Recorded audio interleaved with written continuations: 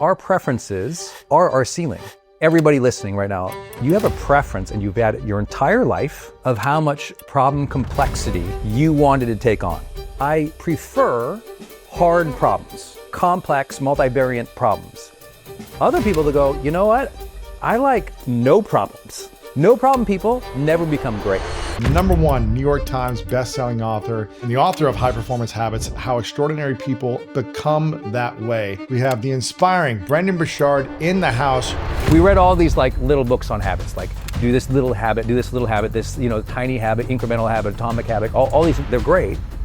Except they sold this story to the world that like, oh, make it easy for yourself. The way to have a great habit is to make it easy. I'm like, go talk to high performers. Is it easy? Did you set it up to try to be easy? They're like, no, actually, I kind of did it the hard way and bumbled in. We've been around people at the highest level of what they do. And there's certain non-negotiables that they seem to have. What is underneath the non-negotiables that support them to actually accomplishing their wildest dreams? This is a huge insight I didn't get until maybe 4 years ago. You have coached some of the biggest influencers, business leaders, sports athletes, spiritual leaders on the planet for over a decade, almost 2 decades now. And we both you've coached them, I've interviewed a lot of them. We've been around people at the highest level of what they do. And there's certain non-negotiables that they seem to have, whether it be around their health, around their relationships, around business. There's certain non-negotiables.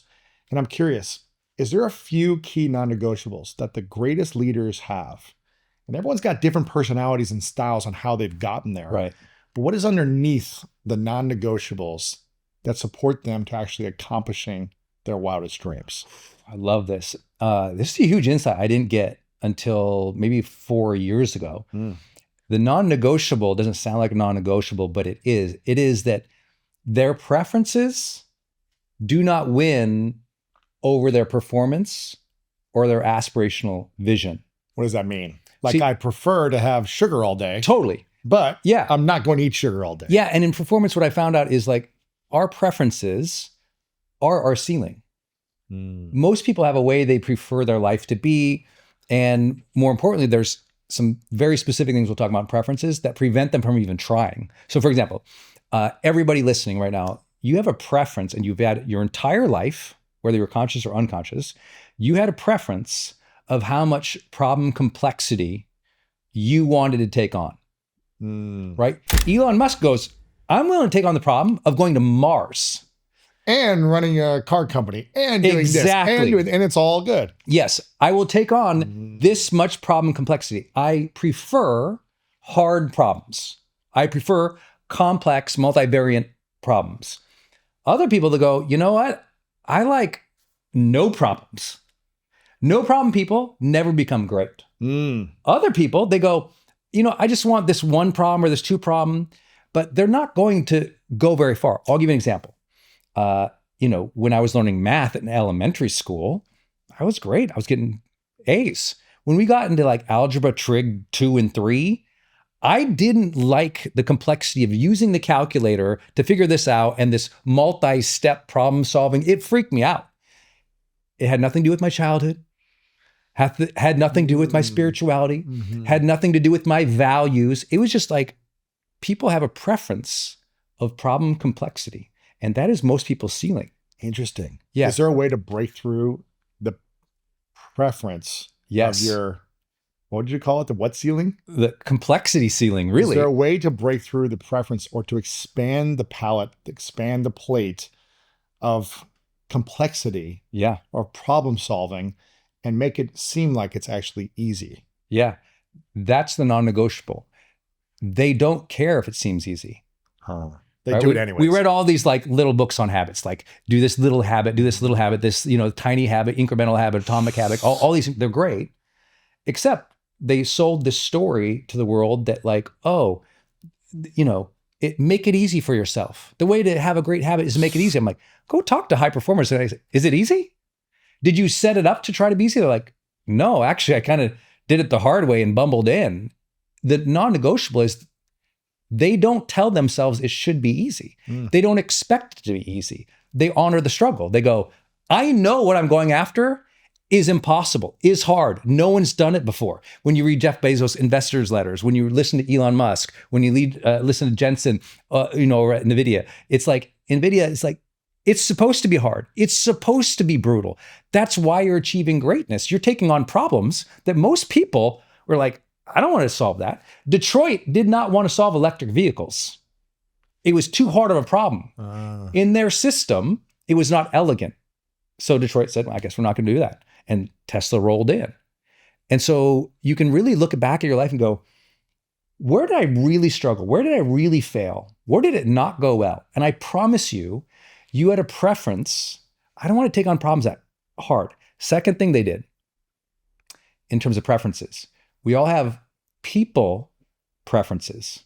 We have people preferences in depth and frequency and volume. Let me give you an example.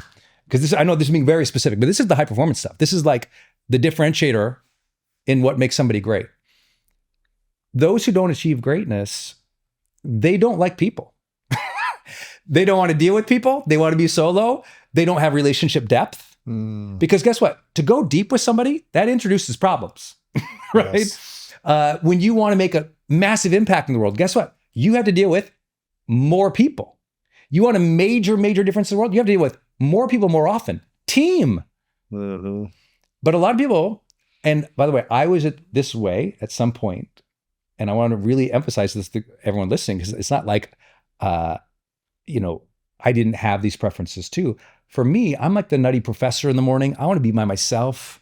I want to be solo. I'm really great. I mean, if I was in pluribus, if I was the last person alive, I think I could make it a year or two without worrying about people. I'm really good solo. Yeah. And that took me to, just under 8 figures in revenue. And somebody, I'm like, I want to reach more people, make a bigger difference. I need a bigger team. Now, that is not my preference.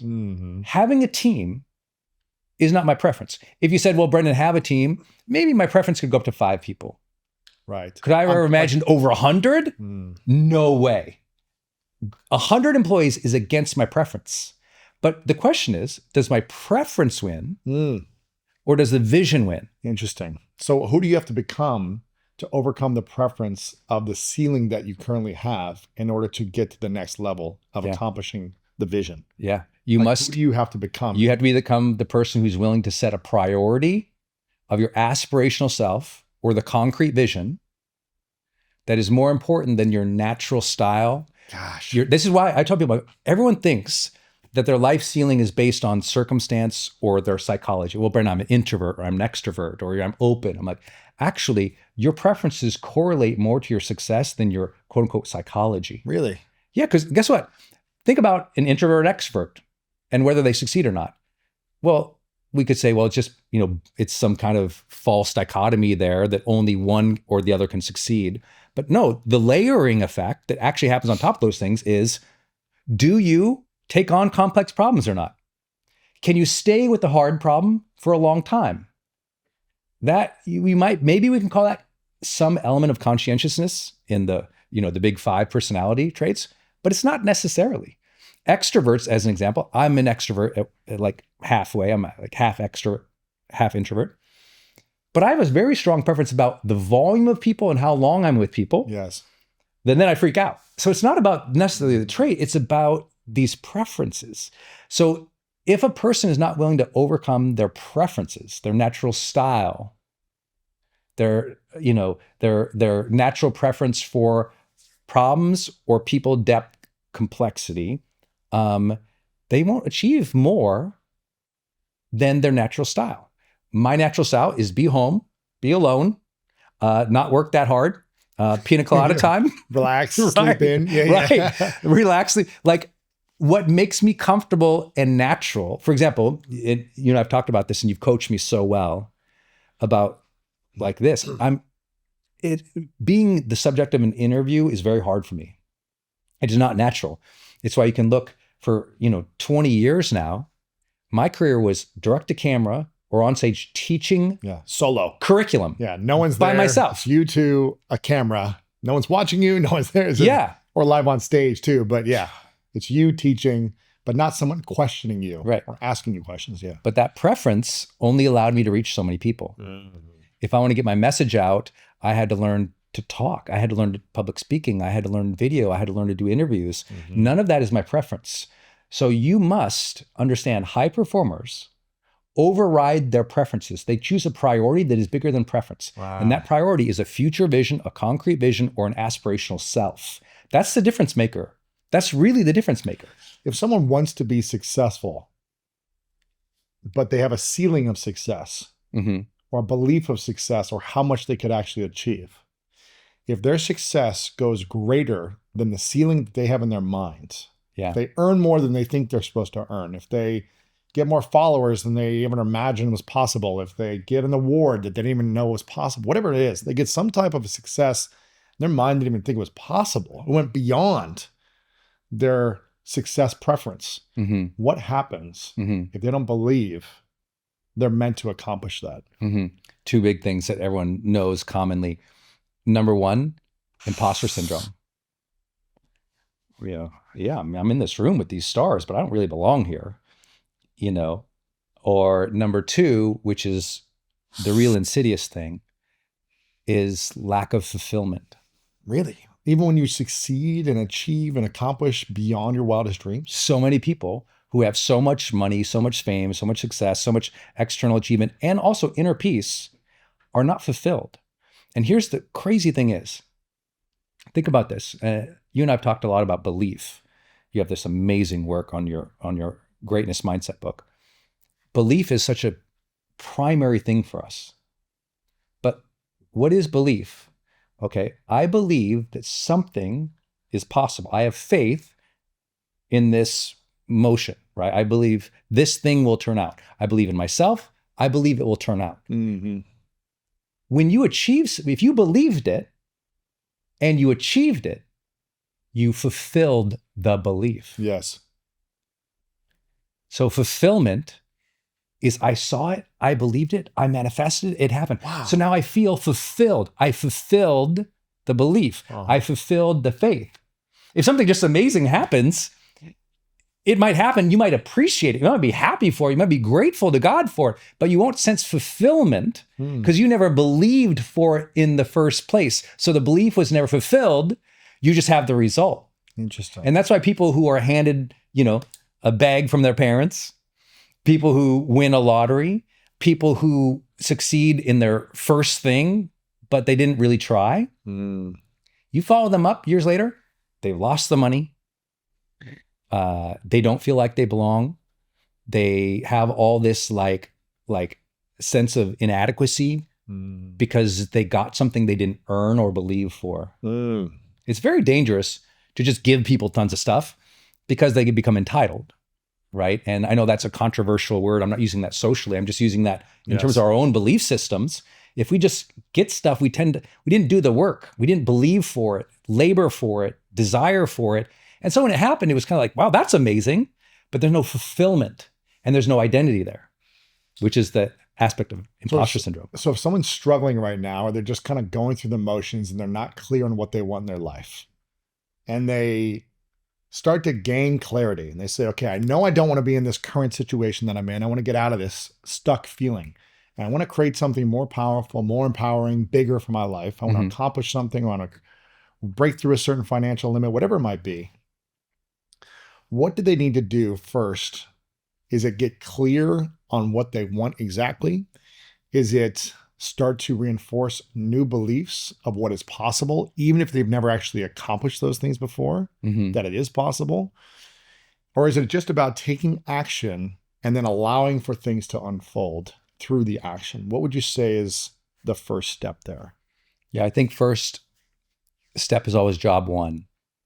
Job one is no matter what your goal is, what your dream is, where you're at in your life, you have one job. Job one is teaching yourself to summon the best of who you are. That's where it begins. Like, you don't have to have a distant clarity. It's like, okay, how do I pull the best out of myself today to deal with my difficulties, my challenges, the awful things in my life? Let's start there. So I love clarity as a concept, and a lot of people like me use that as a concept of a future aspirational self. Here's where I'm going. Here's what I want in the future. Right? Yeah, I'm going to give people an acronym right now. and the acronym is FREE, FREE. And it'll just a simple framework for people to remember. Like what you want, the clarity that you want, the thing that will take you to the next level is FREE. Number one, the F is about feeling. You're after an aspirational feeling in life, and you need to clarify what that is. Like, how do I really want to feel each day? For example, I know I want to feel centered, I want to feel mentally strong, and I want to be bold. Like, I want to feel that. Like, that's an example. Some people go, oh, I just want to feel loved, cared for, and relaxed. Whatever it is for you, that's a preference right now. It will probably change later. It's just a current preference. Let's just identify what's the feeling you want. And your job, one each day, is to live into that feeling, to generate the feelings you want. You've got to create it. It's not just gonna, it's not gonna magically, I want to feel this way and I'm waiting for the feeling to happen. When someone to make me feel this way. Yeah. You need to bring the feeling, right? That's it. You need to be generative. Yeah. Exactly. So it's not, you don't have a feeling, you generate a feeling. And so I have to, okay, what is the feeling I want to generate? For example, centeredness is a big one for me. And so I don't necessarily feel it. Like before we began this day, I was a little nervous. Like, oh, my buddy Lewis, I want to do a good job for him. I was like, okay, Brendon, sit down in the chair, get yourself centered, look at your friend, let's have a good time. So I have to do the self-talk to have the feeling that I desire. So if we're trying to get clarity for people, number one, what is the feeling you're after? And you have to start generating that more consistently each day. That's why I say job one is to summon that. And I have a lot of strategies I use for myself to create those feelings. Yeah. For example, one of my feelings I want to create every day is connection, right? So it's like, my preference would be to kind of daydream and wander, right? Or kind of do my own thing. But in order to create connection, I have to connect with someone's eyes, right? I have to, and the more I look someone in the eyes, you're creating a connection. Just being in the room and looking around you and not looking at you, you're not going to feel connected. Right. And I'm not going to feel, we might be close to each other, but that's not a true connection. Right. So I start the morning with my wife. Okay, maybe I don't feel like looking her in the eyes and really connecting for 2 minutes every morning, but I'm tired, I'm a little sluggish, I'm waking up, but this is an important feeling to have. I want her to feel connected to me. I want to feel connected to her. Yeah. And that's one, I guess, strategy that I would use to like put myself in generating the feeling that I want to experience. Not what's she going to do for me or what's someone else going to bring to me to feel this way. Like you say, you've got to bring the joy. Bring the joy. You got to bring the feeling you want to create in your life. Another thing I have is I used to be so scared of going to these kind of networking events and business meetings early on in my kind of mid-20s when I was just getting to the business world. And I just said, how can I smile every time I enter a room where there's people I'm intimidated by? Like if I'm going to an event or if I'm going to a party or a networking thing or a conference, how can I smile and just look around the room and just smile at everyone? I love that. And even though I'm nervous, let me just smile. Even though I don't know what I'm going to say, why don't I just smile? It's like That's good. Creating this way of like an engaging energy to hopefully allow other people to feel comfortable to talk to me, right? As opposed to being, I don't know, this tall, intimidating figure, athletic guy or whatever. It's like smile, put my arms open. When I see you, it's like I put my arms out to bring in a hug. It's true. And I hold you a little longer. I picked you up. It's like I'm generating the feeling that I want to create.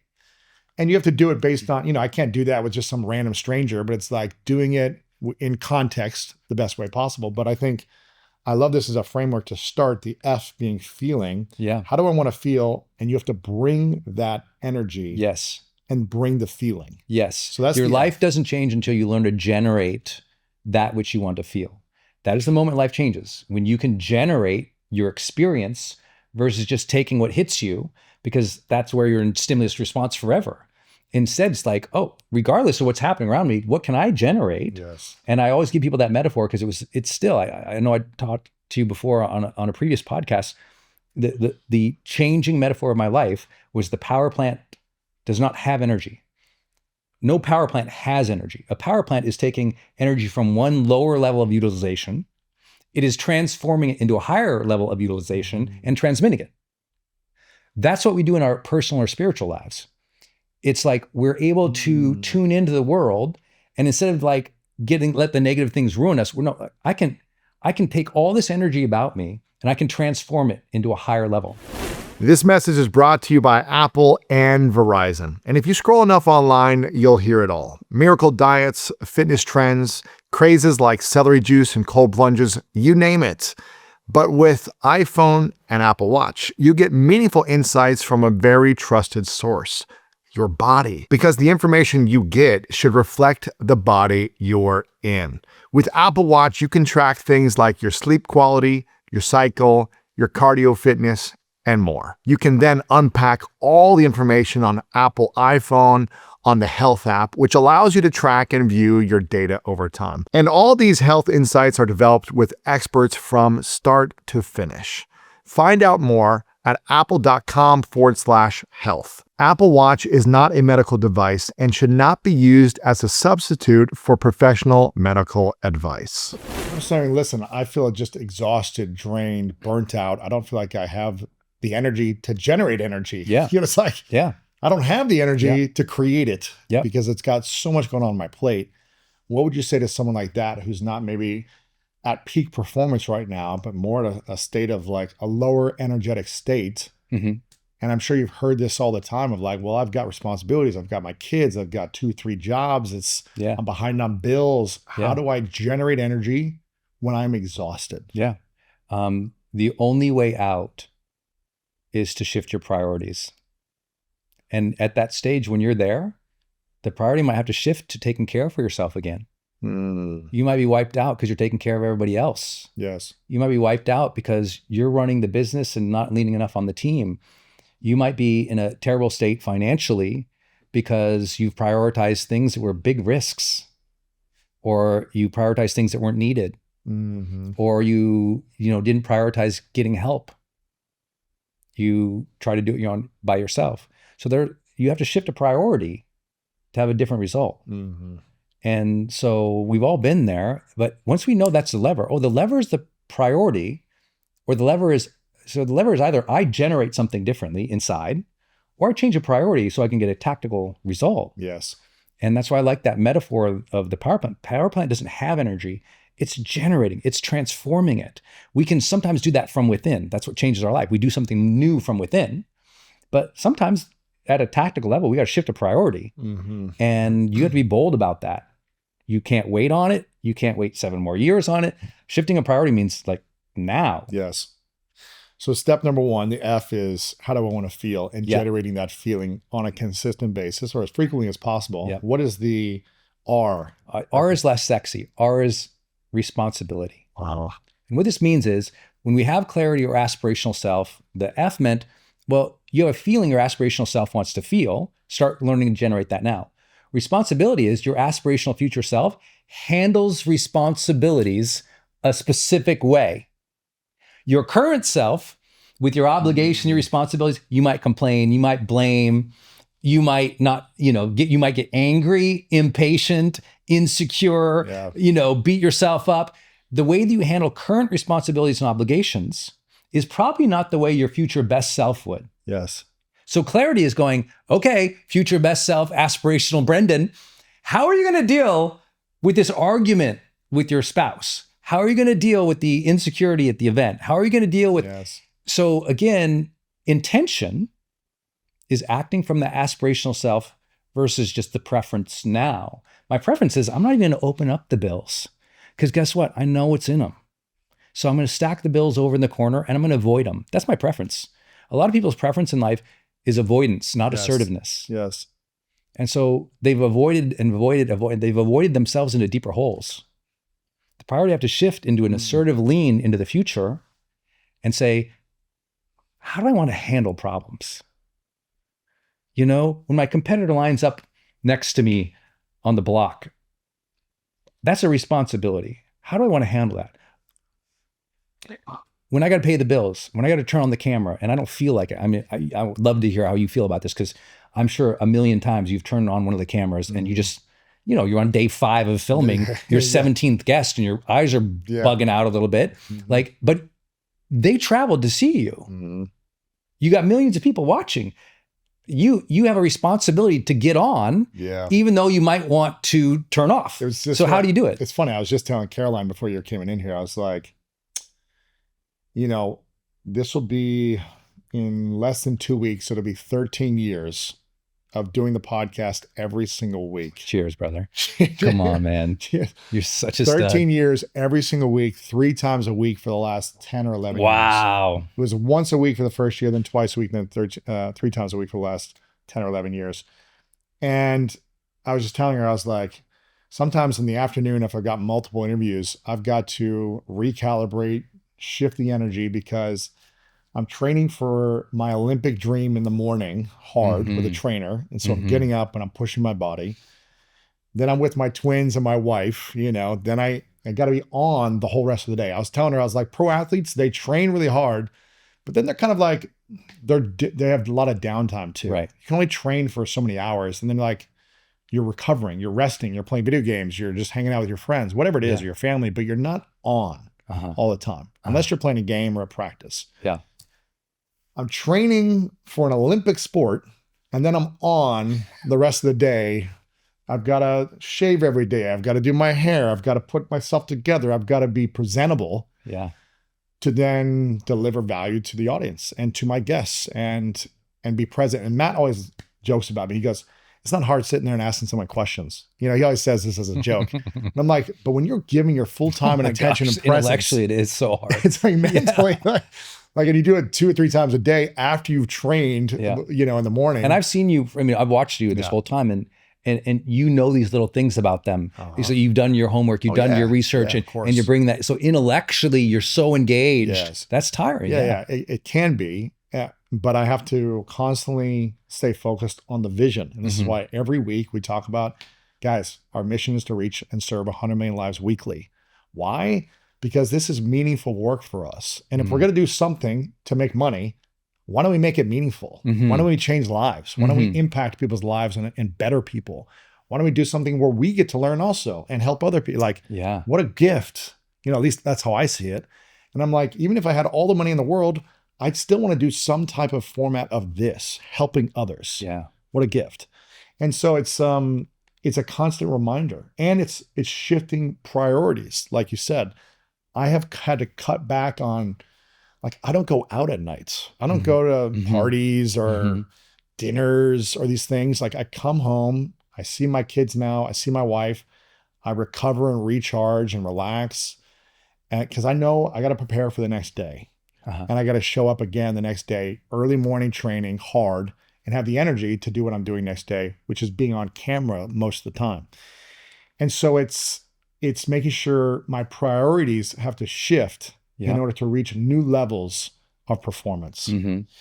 And whereas I used to say yes to meetings all the time and do lunch meetings and dinner meetings and, networking, it's like, I don't do that anymore. Right. Once in a blue moon, if there's like something special, like, okay, I really plan it.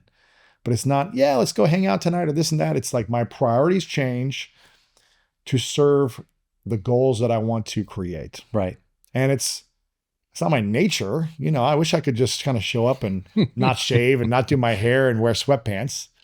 But I have to shift my preferences based on the priorities. That's right. Yeah. Yeah. And I want to acknowledge Lewis and everyone hear this, because when we talk about responsibilities, people often think that those are things that people don't want. Yeah. High performers want responsibilities. Yes. And the difference is they choose their responsibilities and they choose how to show up for them. Yes. So they prioritize things that shouldn't be responsibilities. Like, hey, let me delegate this. Let me not go out to those dinners. Yes. So part of the responsibility set, like when your aspirational self, I always tell people, it's not just how does your aspirational self handle difficult responsibilities. It's what responsibilities did the great you in the future choose? And how do they show up for them? You chose kids. Yes. You chose. Yeah.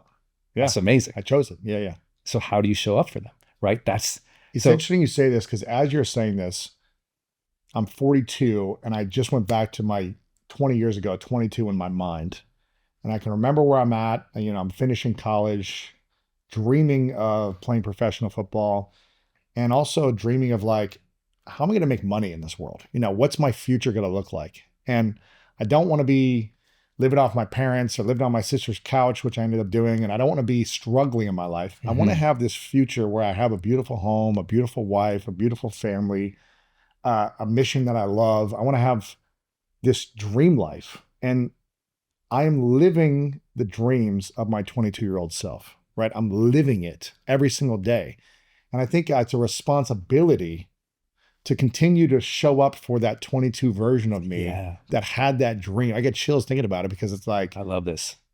And we have to remind ourselves that this pressure is a privilege at this season of life when we have been creating the life of our dreams that our younger self couldn't even imagine. Or maybe we imagined it, but we had no clue when or how it was going to happen. I had no clue when or how this life would happen today. And I'm freaking living it. Yeah. It's incredible. It's so incredible. And it's something to have a responsibility of appreciation for what we've been given. And then also to reprioritize, like you said, like, okay, maybe if you're feeling overwhelmed or stressed, you got to delegate things differently. And you have to think about what are only the things that you should be doing. Don't take on everything. Take on less, but do it better. You know what I mean? So we were talking about this off camera too, is like, you know, I'm trying to go more all in on building my personal brand, but that means I got to let go of these other things I've been doing. That's not going to help me with my time and energy, right? So it's constantly shifting priorities based on the season of life we're in. Yes. I think it's so important people hear us talking this way about responsibilities because I love what you just shared. It's like a lot of your responsibilities are a privilege. Yeah, you got to take the kids to school.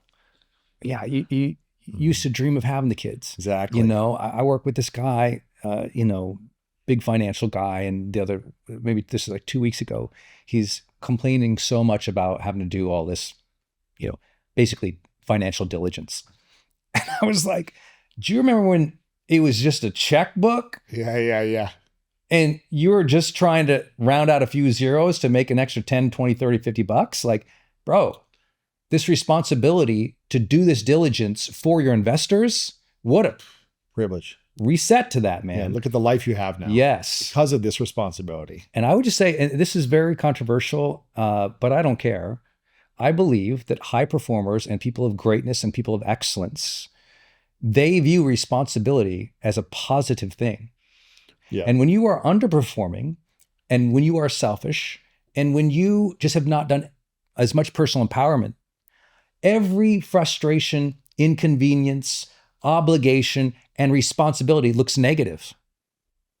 Where other people go, I can't wait to do that well and show the kids that it can be done well. I can't wait to do that well and show my teammate I can do it well. I can't wait to take on the challenges and responsibilities of life as a mature, competent, capable adult who's doing job one, managing me. I can't wait to see how I perform at the Olympics. I can't wait to see how I perform when they're faster. I can't wait to see how I show up when I'm 30 points down, bro. Those guys, they eat it up. The great people eat that responsibility of greatness up. They like it. It's interesting. Something else is coming up for me. There's been 2 moments in the last 6 years. Can you believe it's been 6 years since COVID? Oh, yeah. In 2 months, you know, by the time of us recording this, it'll be 6 years since COVID hit.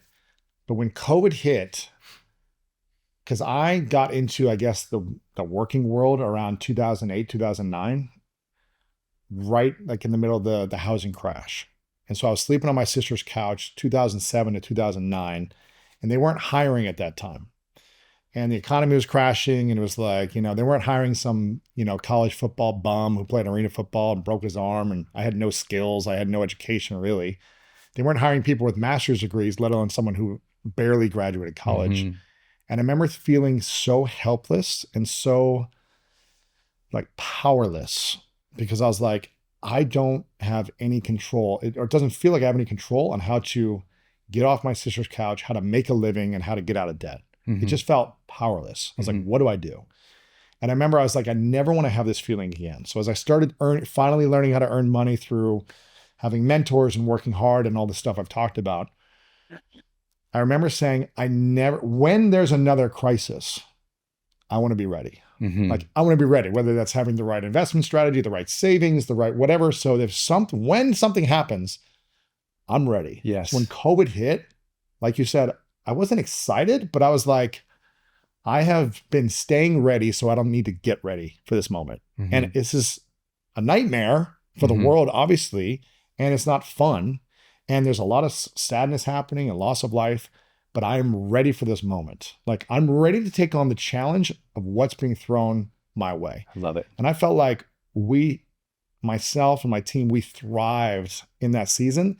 My personal relationship struggled, and another relationship, other stuff struggled, but I was ready for the business moment. Like, I'd prepared for it. And the second moment that's coming up for me was in the last 3 months. I felt like last year I got married, Martha got pregnant, and then we had twins within, 10 months, essentially. And you re-engaged the Olympic and I re-engaged the Olympic really dream hard, and all these different things, right? So it's taking on a lot. And I remember thinking to myself, for the last 5 years, I'd been doing my own healing journey in intimacy and relationships to get me ready to get married. Like, I felt like I've been doing the inner healing journey to create a new preference in relationships. That's right. New priorities to have different results and a different feeling that generated from the relationship. And I remember just thinking, like, I need to be emotionally ready for marriage, for kids, because I have no clue what's coming. And it's been a beautiful journey. And at the same time, when Martha, gave birth to our twins, she had about 6 to 8 weeks of extreme complications. She went to the ER twice after coming back from the hospital. She was in the hospital 3 times within a month. And there were some scary moments.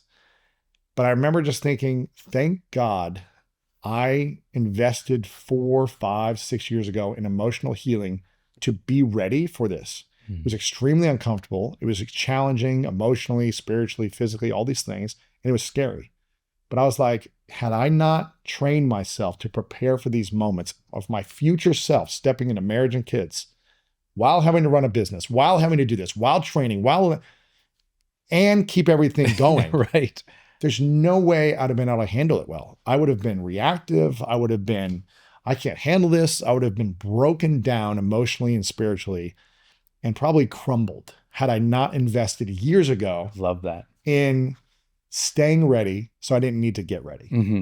And I think when we are able to have a vision of our future self that we want, it starts now in doing the actions and creating the habits and creating new preferences like you talked about, which is owning responsibility. We don't like being responsible sometimes, but owning it allows us to be ready for when it hits the fan. It's like when crap happens, you may not handle it perfectly, but you handle it a lot better than if you didn't prepare for this, And so responsibility is a huge one. I've seen that arc for you too. Yeah. If I can just say it, like as a friend, I can share, like as a friend, watching you grow into the man for Marta has been amazing. Nice. And there's no way, if you and Marta had intersected 5 years earlier, it would have been a mess. And she always tells me that. She goes, God, why didn't we meet each other 10 years ago? No. Why didn't we? And I go, because I wouldn't have been ready. No. And I would have blown it. Totally. And I would have ruined this. And like, you didn't want to be with me back You had to do the work. I needed to. And so everyone listening, I have a phrase. It's hard to hear. But I want you to think about the last 3 months. And just tell you, again, I just want to refer to everyone, I'm a high performance coach. This is what I do for a career. In high performance coaching, we have this phrase, you're paid to push. So sometimes I say things that sounds flippant. When someone clips it, they're like, oh, he's a jerk. And I'm like, I just say things because I think that this is true. If you look at your last 3 months, I want to tell everybody listening, you have been training to be able to handle your future dreams' responsibilities or not. And how you've been training is either going to prepare you for it or you're not going to be prepared. You're in training. You're doing it now. You are training. How you are you training to things, overeat? Are you training to be mean? Are you training to disengage? Are you training to quit? Yeah, exactly. You're training. And so I also think that's a really compelling thought for many people. It took me a long time to realize you don't have future dreams. You have future dreams and responsibilities that come with them. Yes. And so, for example, I knew in my business, we have Growth Day and we serve people all around the world. And I said, one day I'm going to have this software platform. We're going to serve people around the world. Well, I had that dream, and I thought, actually, how does taxes work around the world? Yeah. If I'm selling into Europe or Africa or Asia, how does that work? So I literally went and watched videos, hired a coach, an expert, went and studied a bunch of books, and had to learn wow, how does that scale? Because I wanted to be earning tens and tens of millions. And, this was long before, one of our companies, became a unicorn company. It was like, how does all that work? I was looking at that 10 years ago. It would be years until I sold, millions and millions in all these other countries. So I had to figure that out. And because the dream is reach millions of people, but there's also taxes, team, blah, blah, blah. Yeah. So responsibilities, the question I'll go back to the point is, you have to have clarity and aspirations for future self. And part of that is the feelings you want, start generating them now. Part of that is responsibilities. How would your future self handle your current responsibilities? Yes. That's FR. Before you go on there, I have a couple more other examples that I add there. Just throw in, please. I love this, by the way. One is early on, my mentor, Chris Hawker, I was broke on my sister's couch, and I was like, God, I wonder if I'm going to make some money. But I'd been working for maybe 6 to 8 months. And I wasn't really getting a breakthrough financially. I was just kind of struggling, barely getting by. And I was like, gosh, I just want to figure out how to make more money. Because when you are poor and broke and in debt and living off credit cards, it feels like you're suffocating. It feels like you can't breathe. I don't know if anyone can relate to that, but for me, that's how it felt for me. I was just like, and if you don't know the solution on how to get financially out of that suffering, you're just like grasping for anything. And I was like, gosh, I really want to make some money. I just don't know how to do it. And he said something that has stuck with me for the last 18 years. He was like, money comes to you when you're ready for it. And I was like, I feel pretty ready. These bills show I'm ready. I feel ready. Respect it. I'm ready. I want this. But then, maybe a year and a half, 2 years later, the reason it stuck with me is because I started to earn more money. And it started to come pretty quick after about a year and a half later. Like, it started to accelerate once I kind of figured it out. And I remember reflecting back on that conversation. I go, gosh, just like if I'd met Martha 10 years prior, I wouldn't have been ready for it. I wasn't internally ready for it. If I started making all this money that I was making 2 years later, I probably would have blown it. I would have spent it on stupid stuff. I'd still feel scarce around it. I'd feel anxious around it. I wouldn't have the right energy and responsibility to it as in the time when I started to make it, based on the things I shifted inside of me around it. And so that was one of them. And one of the things I'm doing now, and something my therapist a few years ago, once I felt like I got really resolved with certain things I needed to heal. And I felt like I integrated a lot of the lessons, and I was taking the actions, and I felt like, man, I really feel peaceful. Doesn't mean I'm perfect or I still have challenges, but I felt like internally peaceful. She'd be like, what do you want to talk about this week? And I was like, gosh, I just feel so good. I feel good all the time, but I was like, what are the problems that your 60, 70-year-old successful male clients have? She's like, a lot of the problems are they make mistakes in their marriages, or they worked so hard for 40 years that they weren't there for their kids, and they don't have a relationship with their kids. And they're kind of just like, they've messed up their life, their family, their marriage, their kids. I was like, oh, I don't want that, and I've heard so many great, wise, older men say that success in their 50s, 60s, and 70s is their adult children wanting to hang out with them. Love that. Not because they have money, but want to spend time with them just because. And I was like, yeah, that would be a beautiful future self, right? And this was before I had kids. I was like, who do I need to be to emotionally handle and navigate the emotions and ups and downs of children in the world and what they need? And how can I best prepare myself? So I'm training now for my daughters to be teenagers. It's like they're a couple months old, but I'm training, like, what do I need to learn so that when they're 2 years old, 6 years old, 10 years old, what are the things that happen around those ages?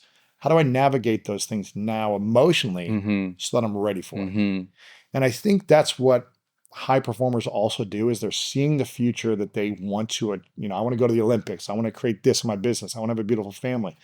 And they're training now for something that won't pay off for years or if not decades. Oh, I They're love doing the that. emotional training now, the skill training, the development, whatever it is, for something that won't pay dividends for a long time. The School of Greatness is brought to you in partnership with Airbnb. I had one of those travel days recently on a trip to Europe where everything just stacks up.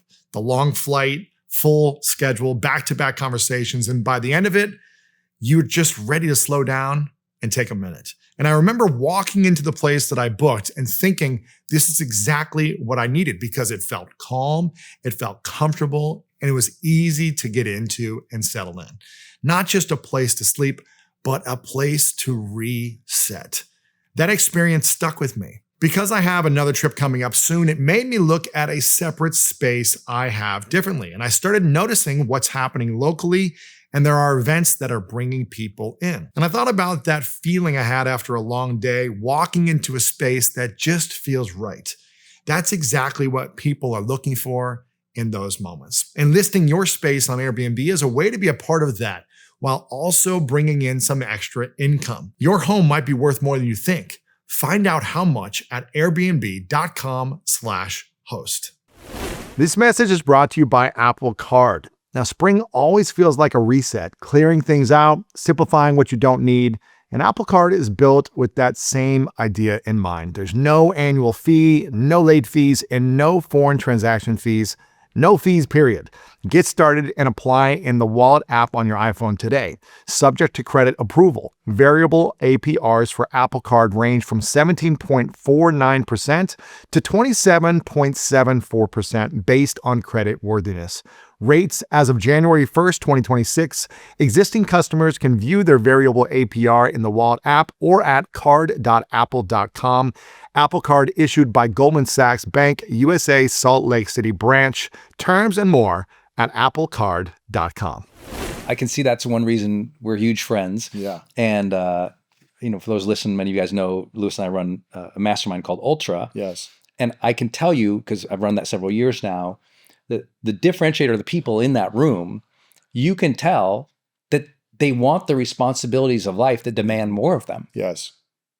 And I would urge everyone to really think about it.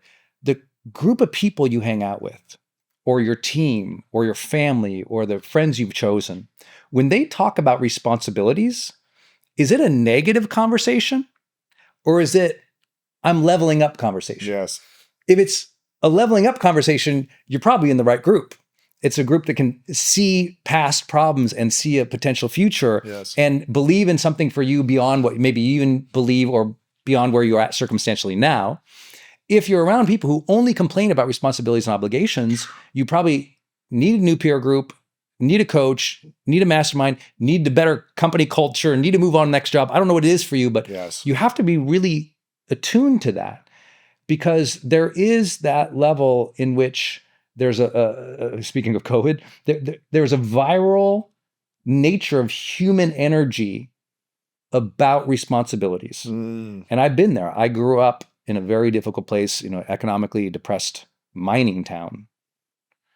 Parents, my dad did 3 tours in Vietnam, came back to the United States that didn't like its soldiers anymore. My mom's from Vietnam. And else from Vietnam? I didn't know that. Yeah. That's cool. Yeah. French Vietnamese. You can't see the Vietnamese on me? No, never can. But so Dad grew up in Montana, wanted to see the world, joined the U.S. Marine Corps.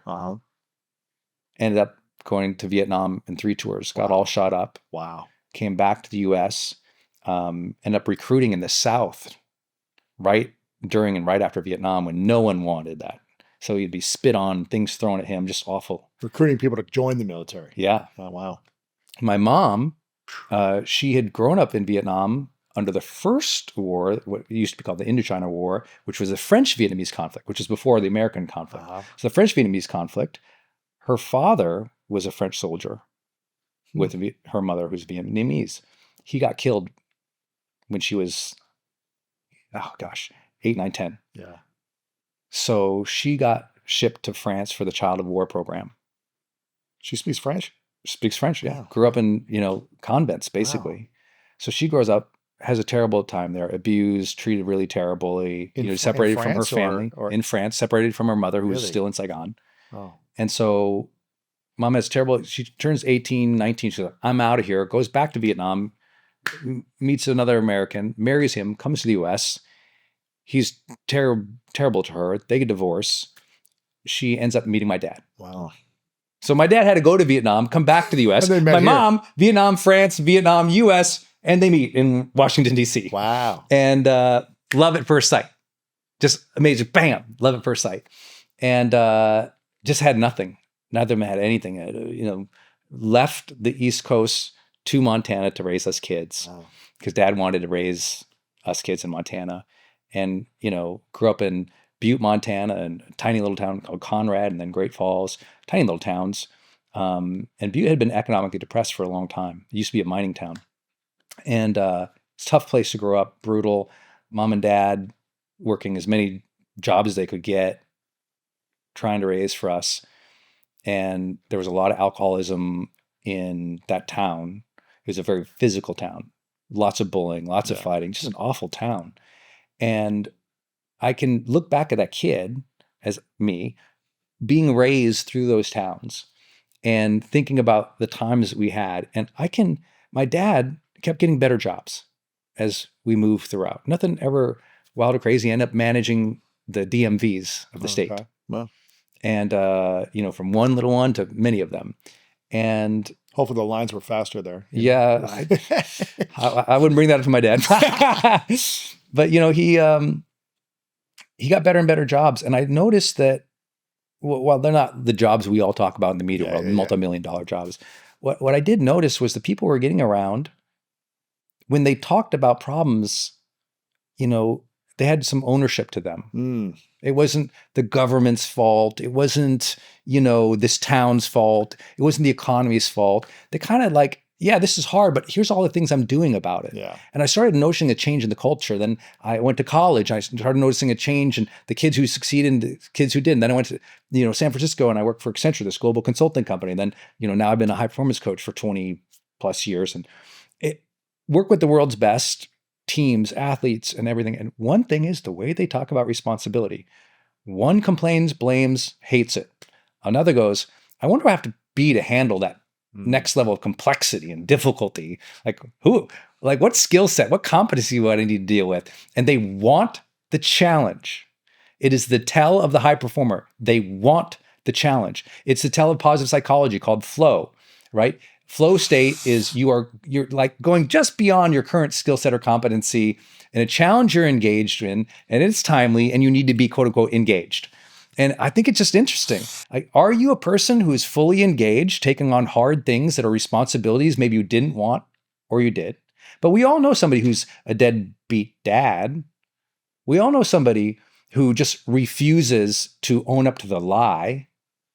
We all know somebody who refuses to give back even though they were given to so generously. We know people who don't take life's responsibilities, and you can't change your life until you get that self-reliant responsibility ethic. And I don't know, it's hard to say that. You can't achieve something great being a victim either. Yeah. So that's like taking responsibility versus, reacting and being a victim to the circumstance that you have. And so we're talking about becoming free with your acronym, and that's creating the feeling. How do I want to feel? Taking responsibility as well for where you're at and where you want to be. What would the E's be in free? The next E, which is related again to your clarity and your aspirational self, is expression. The future you has a way that he or she expresses yourself. And another way to say this to people is like, the future you deals with people in a specific way. You treat people in a specific way. You're generous with people in a specific way. You're patient with people in a specific way. If you think about the absolute best self, it's not just that you express yourself in the way you look in terms of status, money, power, fame, or even clothing and stuff. It's that you're aware, I express myself confidently. It's like you talked about earlier. I walk in a room and I smile. Yes. It's like you talked about early. I'm there and present for my kids. It's like they're really conscientious about how they treat other people, and you become more aware of your expression. For example, my natural preference isn't that charismatic, when I teach, because I kind of like to go way deep and talk about the research and the key points and the curriculum. I'm the guy who gets lost in the content. And I have to pull myself out and go, oh, Brendon, project, dude. Entertain a little bit. Yeah. Move your hands a little. I have to, now it's natural for me because I've been doing it for 20 years. But at the very beginning, everyone I grew up around was like this all the time, or they were like, going to hit you. It was like, there was not a lot of free flowing, especially masculine expression where I was from. Sure. And so I had to learn that. I thought my future self, wow, I see him differently. I would imagine, like, for example, at the time, being on stage, I would grip the side of the podium. I would have 3 or 4 or 5 pages of notes, and I would grip it. And I would be terrified.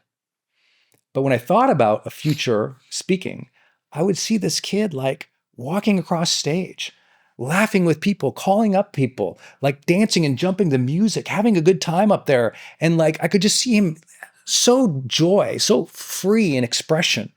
And that seemed like light years away from where I was, where I'm gripping the podium, flipping the paper, sweating. I mean, I was like in an awful state. But the idea that I could become that, when you realize expression is not about your natural ability, but expression, like all communication, is actual competency. I was like, I can get better. Like, you've been coaching me how to be better interviewing. I'm asking you all these detailed questions. I'm like, Lewis, this is so amazing how you just do this. I'm awkward and weird. I don't know how to do this. And it's just fun to see you do it. But I know you developed that over 13 years of the show. Yeah, and I didn't know how to do it originally. I had to learn over years. It's like, just like you learned public speaking and I learned interviewing. It's like, I didn't know what I was doing. You just figure it out and you build that competency, which again, in high performance habits, you talk about competency creates more confidence. The more confident you become, the more confident you are on stage now. Now you can be on stage and deliver what that kid on the podium dreamed of doing, dancing and singing and jumping around and getting knocked over by me in the air. That's right. When I introduce you, boom. I don't know if you guys know that story, but Lewis nearly knocked me off my own stage. He hit me with like this, jump elbow shot. Yeah. And I don't think they can tell on camera now, but he's like significantly taller, bigger than me. Yeah. Nearly knocked me off. But yeah, you have an expression. Now, I want to really qualify this for people because they're watching this and like, I don't want to do the stage stuff, Brendon. I'm more quiet. I'm like, I want you to know expression. When I say you have an aspirational vision of expression, it doesn't need to mean like you're a clown like me. What it means, what it might mean is you find the fullest expression of your authentic self. Mm-hmm. You find comfort in being who you naturally are around people of the best of who you are. Yes. You become intentional in relating with other humans where you're generous, caring, giving, affirming of them. And you have to teach that because most people, your natural thing is you're judgmental of them. Your natural thing is you're judgmental of self. Like, I'm insecure of self. I'm judgmental of other people. So I'm gripping life by the podium. Your natural, incredible, great aspirational self is not that. So you need to identify like, oh, the fullest expression. I remember a family member one time came to the holidays and he was telling us, an older member of the family said, I'm redoing my closet. I was like, redoing? Okay. He's like, yeah, because the way I see myself now is more like James Bond. I'm going to express myself like that at this stage of my life. I was like, it's cool. All right, bro. It was like, all right. He saw and he was going to build and live into that. So I just want to encourage people. Your future self can start right now. How would your future self express yourself? Yes. Like, my future self asks more questions. My future self gets centered. My future self is so excited to see people. I smile at people. All these things we've talked about here, I think is so important. Yeah, it's great. So that's the expression. And what would be the final E be? Or was there an E before that? Yeah, the final E, so it's free, FREE. So it's your future self. You have a vision and a clarity of the feeling you want, start generating it. The responsibilities and how you handle them that way now. The expression of how you express yourself and treat other people, do that now. And the last E is expansion. Mm-hmm. You've expanded your wealth. You've expanded your network. You've expanded your skill set.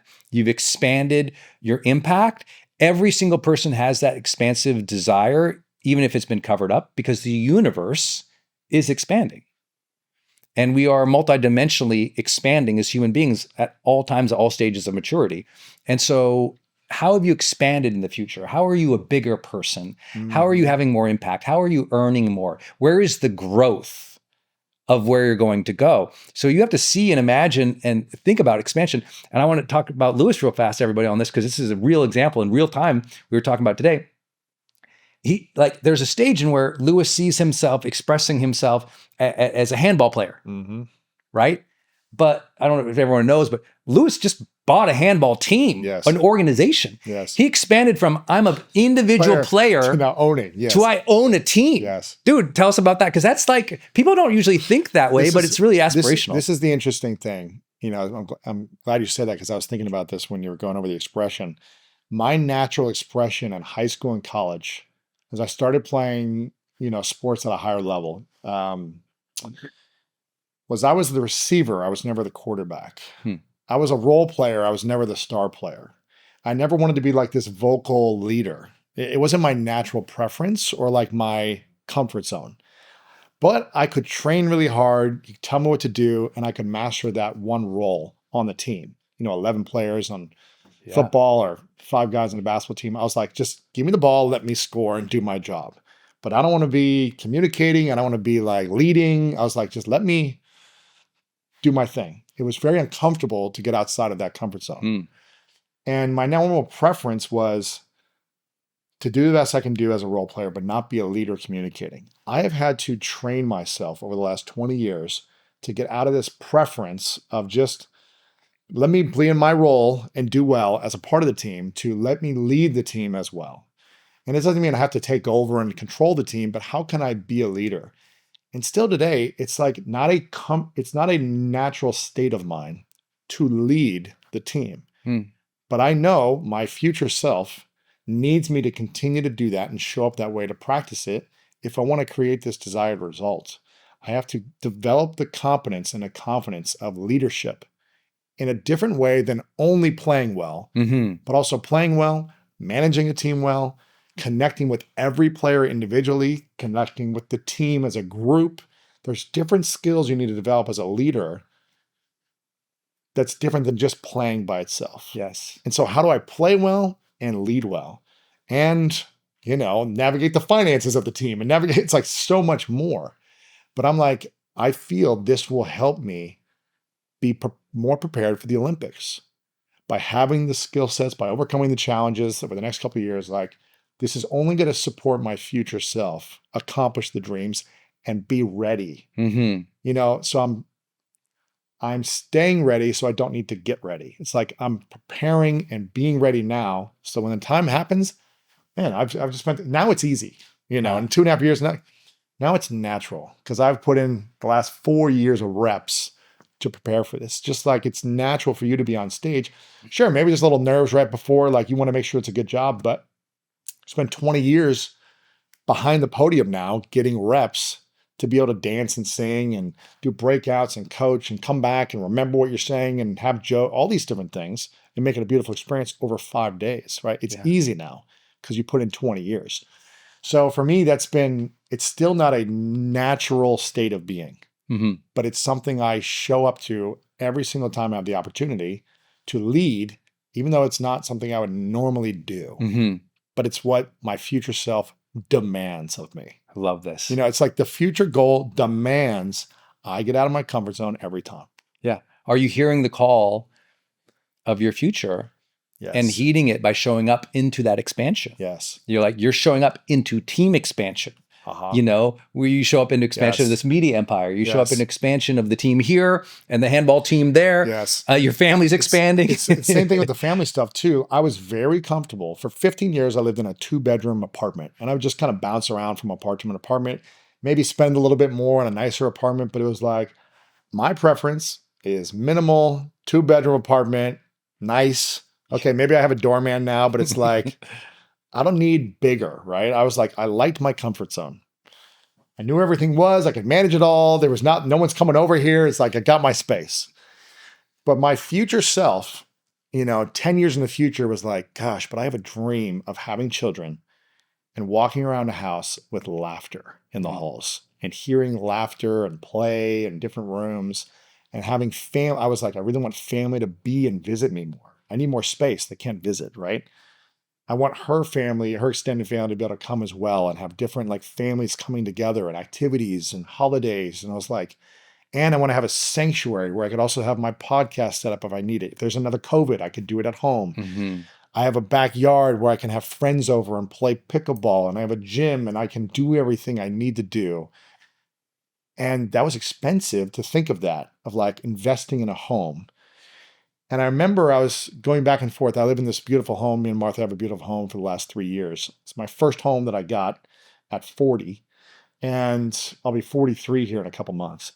And as I was going through buying the buying process, I remember feeling like this resistance in my chest. I go, man, that's a lot of money. It's like, man, I'm going to have like $0 in the bank after I put all this down, and then the expense every month. It's just a new zone that I'm not comfortable with. And I remember I was talking to a coach that I had at the time, because I really believe in investing in coaches, in masterminds, in communities that support you in seeing a greater version of you. Yes. Right? This is why we have our mastermind with Ultra.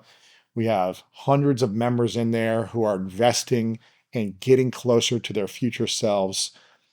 And I have that personally as well, right? It's like I'm investing in support, in coaches and mentorships. And I had this call with her, and I was like, Clara, it's like, help me get through this. Like, is this worth spending all my money that I have right now in this down payment for a home? And she was like, what would your future self, you're turning 40 soon, what would you at 50 say to you right now? And I literally went into the future and time traveled, and I was just like, I had future hindsight. I was thinking in the future as I was looking back on my life. Yes. And I was like, my 50-year-old self would say, this was the best investment you ever made. This is sure, it's going to be uncomfortable for 6 months or maybe a year, because your bank account's going to be zero and you're going to feel this pain. But you're going to look back and say, that was like the easiest investment. That was the greatest investment. You had a decade or plus of joy, love, laughter, play, family, connection, games. It provided this sanctuary for all your dreams to come true. Oof. Right? And so I had this conversation with my current self from my future self. And I was like, that was the decision. Now, it doesn't mean it's comfortable. It doesn't mean there's not some, risk. There's a new way of being when I'm used to living in a 2-bedroom apartment for 15 years. But man, it's been the greatest decision over the last 3 years. It's been like every day I wake up like, God, I'm so grateful for this space. This is a dream every day. And I think that was the fifth thing you were talking about, expansion. Expansion. You expanded. It's like, it doesn't mean it's going to be comfortable. It's not comfortable to lead when you've never had the training on how to lead. It's not comfortable to invest when you're not sure if it's going to pay off. But that commitment, that action is going to create expansion. And that's the only way you can really create the abundance you're looking for in your life. Yes. Yeah. And you did it. And you I'm you allowed that communication to happen with the future from an optimistic, believing place versus shutting yourself down with negative self-talk or catastrophizing. You allowed that dialogue to happen with the future, and you played with it. Yes. You ask a coach, you got around people. I'm sure you ask your friends, like, okay, how does this work? And you're like, you have to allow the dialogue of the future to happen. Yes. That is how you connect with destiny, is through dialogue. With your future self. Yeah, we always think destiny is so much about hardcore action. I'm like, it's a dialogue first. It's a dialogue you're having in your mind. It's decisions you're making along the way. It's how you're showing up each day. And all of a sudden now it manifests a reality, and you have this beautiful house. I've been there. Yeah. I've seen the pickleball court. It's like you have this stunning, beautiful compound. Yeah. It's unbelievable. It was scary at first because I was like, this is something I've never done. I'm not comfortable with. I don't know how to do it. I don't know what I'm going to do to generate more money quickly, so I'm not at zero in my bank account. Like all the unknowns. But as you're talking about having a dialogue with your future, something that Dr. Joe Dispenza talks about, he says, remember the future. I've heard him say this when I've interviewed him a bunch. He's like, we need to learn how to remember the future, not emphasizing the pain of the past. When we hold on to the fear of, well, I did this thing in the past and it hurt when this happened. I took a risk on love and I got screwed over. I did this thing in this business and I lost my money. If we stay in the past and create from the past pains, we're not going to create some beautiful future. We need to remember a future of the result we're looking to create, and going back to the feeling you want to have in the future.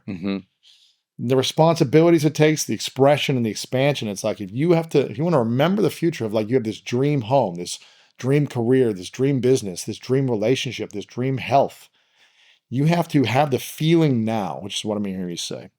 You have to take on the responsibility of doing the actions of the future now. Yes. And you may not have to pay off for years. You may not see this result overnight.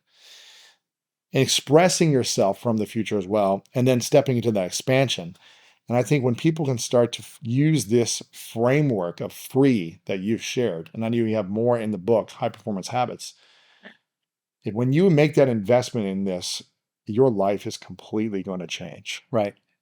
Because you're showing up now for that future dream and all the responsibilities and the joys with it now.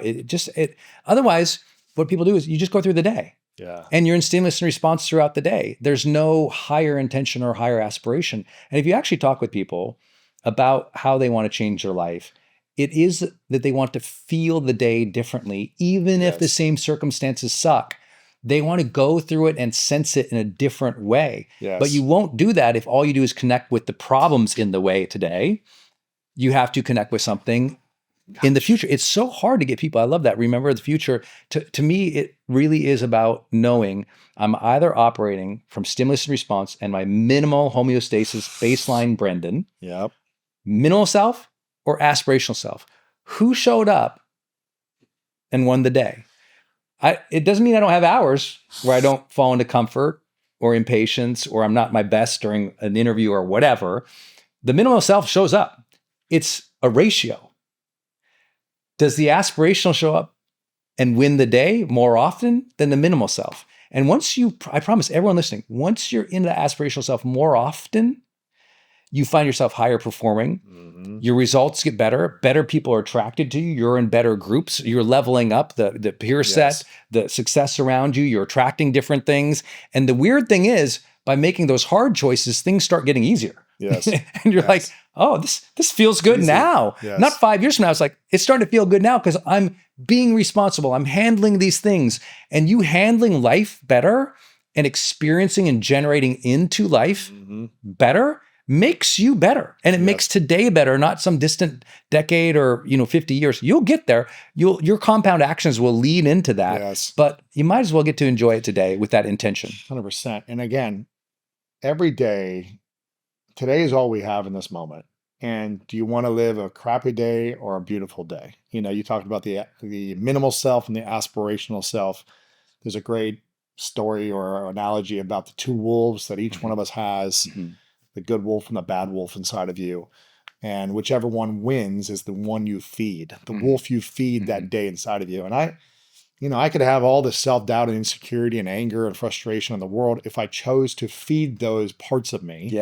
And I can also have all the joy and beauty and gratitude and appreciation and generosity and possibility thinking as well if I choose to feed those parts of me daily.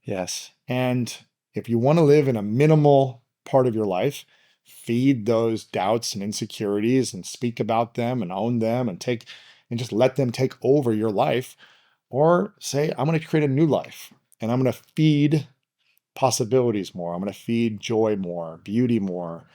I'm going to feed forgiveness more. I'm going to feed these things so I have more peace inside of me, and therefore I can create the freedom in my life, which again, going back to your free acronym, I think a lot of people want to feel loved. They want to feel free. If you're not willing to take on life and new possibilities, then you're going to always get what you've always had. And again, I invest in coaching, in mentorship, in deep personal relationships as well, and masterminds. And you have your book, High Performance Habits, that helps people become extraordinary in their lives if they're willing to take on new things in their lives. And I want this conversation, I hope people go back and listen to this and watch this over and over again, because I want everyone watching and listening, to assess your life and just say, on a scale of 1 to 10, where am I at in my life? Do I feel like my life's at a 10? in my health, my relationships, my finances, my purpose? Am I at a 10 or close to it? Or am I down in the 2, 3, 4, 5 in certain areas? And just take a simple internal assessment and ask yourself, where am I at? And do I want to live a life at a 2, 3, 4, 5, or 8, 9, or 10? Mm-hmm. How do I want to live my life? Do I want to be below a 5 or above an 8? I'm not saying you'd have a perfect day, a 10 every day in every area, but ask yourself that question. And if you're not living above a 7 right now, it's time to start seeing where you can make changes. Right. And where you can take responsibility in your life to start feeling different daily to draw on the future you want for yourself. And we have a coaching program and a mastermind. If people want coaching and mentorship in a group mastermind setting with us, they can go and check it out. We'll have it linked up in the podcast or on the YouTube description, or you can go right to lewishowes.com/ultra to learn more. This is where you get to meet us in person multiple times throughout the year, in-person live events, but also on an ongoing monthly basis virtually. We'll share more about exactly what's involved and what it's. We just started it a few months ago. It's been an amazing launch. The people are so fired up. It's incredible. They're taking action. They're getting results. The best teaching I've ever seen you do in Ultra. Thank you. Wow. Thank you. That was one of I shared in a previous podcast. I was like, it was for me expansive. Watching you do that on stage for a day with our people, it was just incredible. It's been fun. Yeah. I'm excited. Put you back in that mentorship teaching role, which is so powerful because you've come so far and you have so much to share with these people. So I'm glad you're doing that in Ultra and it's an honor to do it with you, brother. I'm excited. And so if people are interested in really having accountability and responsibility and ownership of their future results, now is the time to take action and start shifting these things. And if you want that support, if you want that investment in your life for your future self, then go to lewishowes.com/ultra. All the information will be there.